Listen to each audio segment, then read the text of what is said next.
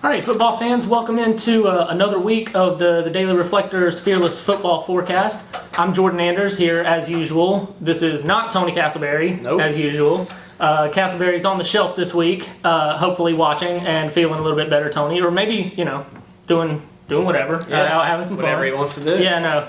And so this is Ronnie Woodward, dusting the former prep sports beat writer off, right. and getting him in here to talk about some of these games. I'm pinch hitting for Tony, and this used to be my baby every week. So it's been nice to be back. Been a while, yeah. I like it. Well, you picked a good week. I agree. Because we've got 5 games, including one pretty big one that you might have already heard about. We're going to save that one for the end and start off with we're going to start off in 2A. With Farmville Central, Ronnie. This is a Farmville Central team that's playing host to Goldsboro. Started 3-0, has lost a couple in a row now at 3-2. But in talking to Scott Gardner this week, the fact that they obviously a disappointing loss to Green Central, but hung in and played, was competitive, had a lead late against a team that blew them out last year. Yeah. Despite the fact that Coach Gardner said this week they didn't even really play all that well. So if they could put it together, could definitely have some a positive result this week against a Goldsboro team that comes in at 0-5 and has really struggled. So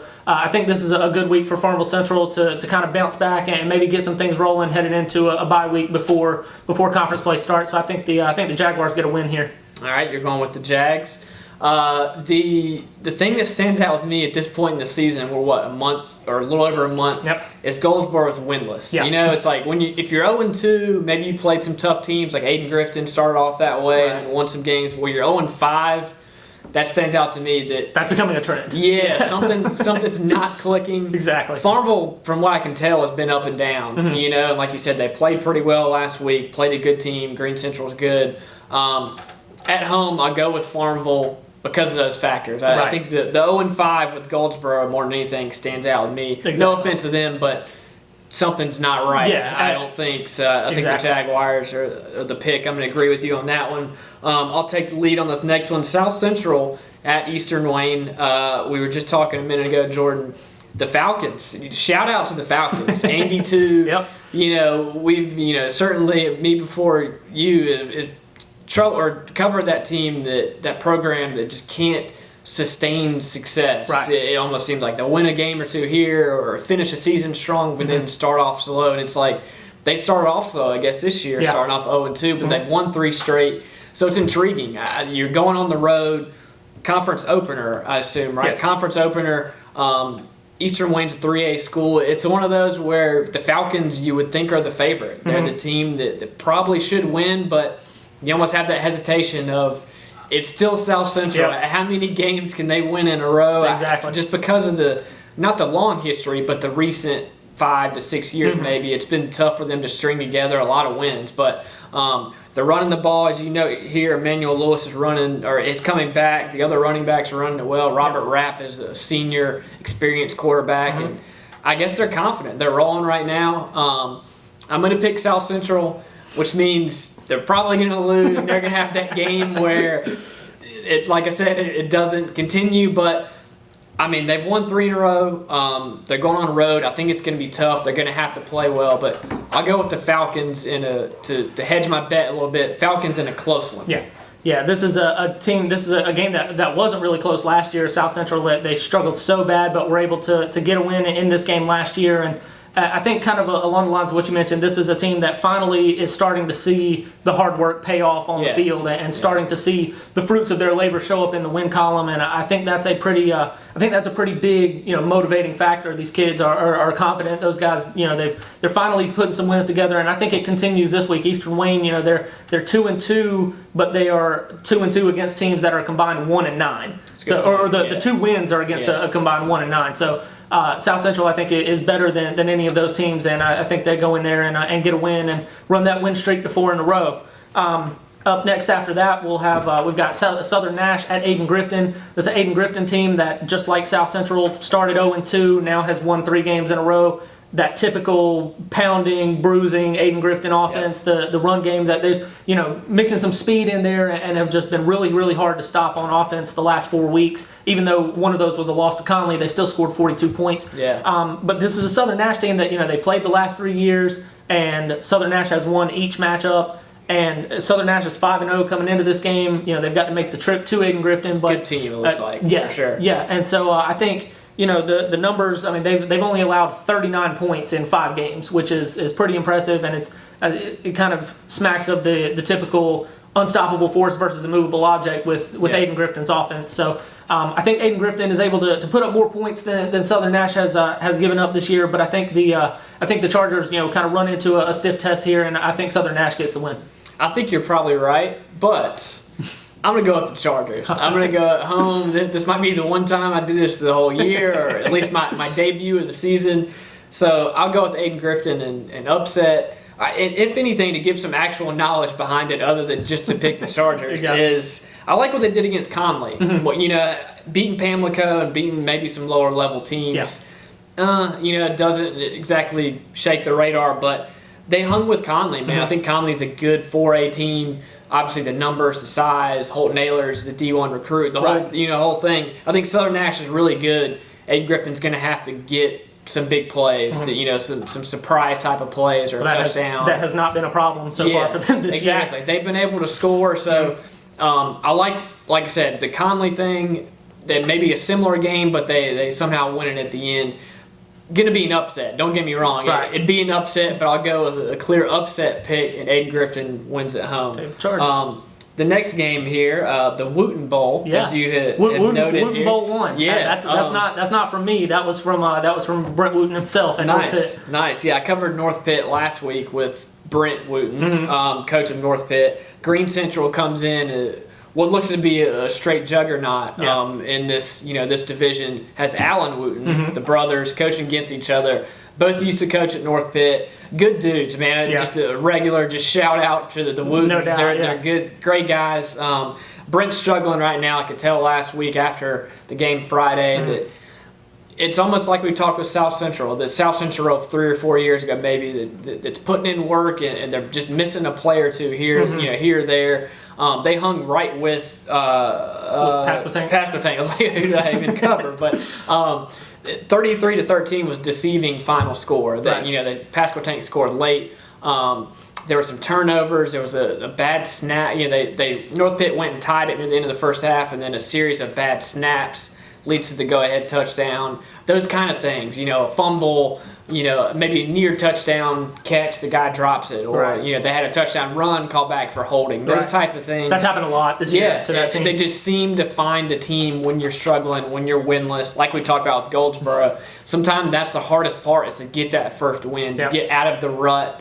Especially with kids these days, high school kids, it's tough. It's tough for anybody to keep losing and keep motivating him. So I feel bad for Brent, and unfortunately he's got his brother coming in and a team that's on the other end of the spectrum, a team that's raring to go, that's clicking on all cylinders, or whatever cliche you want to throw out.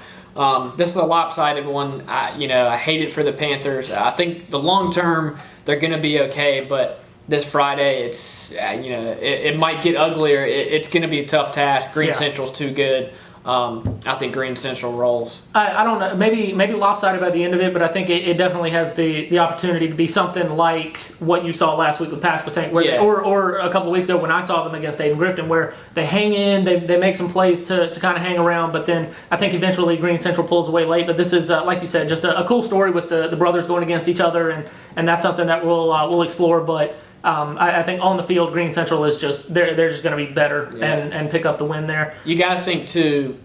At what point, if it does get out of hand, the brother versus brother, does he try to pile on the points, or does he hit the brakes and say, hey, "Look, I don't want to embarrass my brother"? I'm assuming knowing those two guys, he's not going to want to embarrass his brother if it gets to that point. So if it gets out of hand, that's something to watch potentially. Yeah, it should be a fun matchup though. And speaking of fun matchups, Ronnie, you and I, Rose Conley kind of goes without saying. On paper, in terms of the context of this season, it's the season opener for both teams, with both teams coming off of pretty disappointing performances last week. Obviously, the rivalry and everything behind it, stands for itself. But I think what stands out for me in this matchup is, it's like we joked about. before it seems like Conley wins in the regular season, Rose wins in the playoffs. Yep. That's exactly what happened last year. These two teams split their 2 meetings. Conley won pretty handily in the regular season, but it was a kind of an odd situation where they played on Monday after a ton of rain. And it was just a real Which odd might week. happen again this week. Yeah, that's very, very true. But I think, going into this, there's question marks coming off of last week's performances on both sides, but I think more so for Rose because of they're not sure if they're going to have Ryan Goodwin back this week at quarterback. Grant Humphreys did some good things for them last week, but also they kind of got pressured a little bit and made some mistakes which you would expect from a sophomore quarterback. So if they have Goodwin back, though, I think the pieces are there, and I think that all the pieces are there for this to be a typical Conley Rose shootout. Yeah. But I just think more of the uncertainty is on the Rose side, and I think that's why I'm going to pick the Vikings in this one. All right. Yeah. I'm somewhat tempted to pick Rose, but it's one of those things where, if anything, a few years ago, very similar situation, kind of the reverse. Rose was the team that was expected to win and had and I picked Rose because I wanted to pick Conley as an upset, but I was too scared, and I picked Rose. It's the opposite this time. Conley's the team that should win, that's coming in favored. Rose is kind of it would be an upset for it to happen. Right. That said, again, sorry, Conley, but I'm going to pick the Vikings, which means that, again, they're probably going to get upset. But I think you have to, if we're realistically picking who we think is going to win, you have to pick Conley. There's no Cornell Powell. I know they're a month into the season, but to me, with games like this, I've seen it in this matchup the past few years. Cornell Powell made the difference so many times. Yeah. In this game, in so many games. Now it's on the other foot. I mean, Vines is a D1 recruit for Rose, but he's banged up. You mentioned the quarterback. Won't get to play. To me, it's Holton Ahlers. Just like Cornell in the playoffs the past few years wouldn't let Rose lose. Yeah. Holton Ahlers he's the dude. He's a stud. He's the best player on the field. No questions about it. He also plays quarterback. Yeah. I don't think Ahlers lets them lose this game. Yeah. It's a huge game. It's a rivalry. I think, as you said, Conley's more comfortable. They have the pieces in place. I think it's a great game.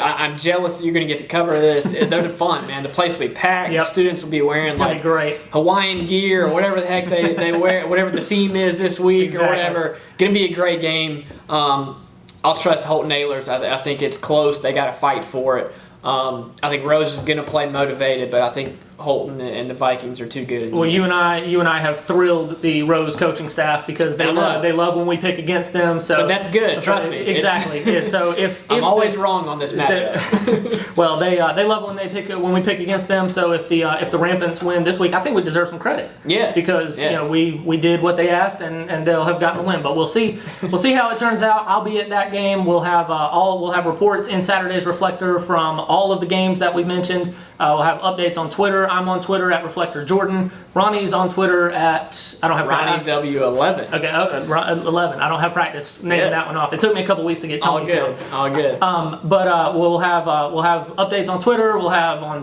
the pages of Saturday's Reflector at reflector.com. Am I missing anything? I think we're good. We'll Photos. have photos. The whole deal. Especially this week, man. Yeah. Rose Conley, go watch it. It's a fun night. Yeah, it's a fun game. No doubt. It's going to be great. So those are our picks. Hope you guys will check out Saturday's Reflector and find out what the results are, and we'll see you back for the show next week.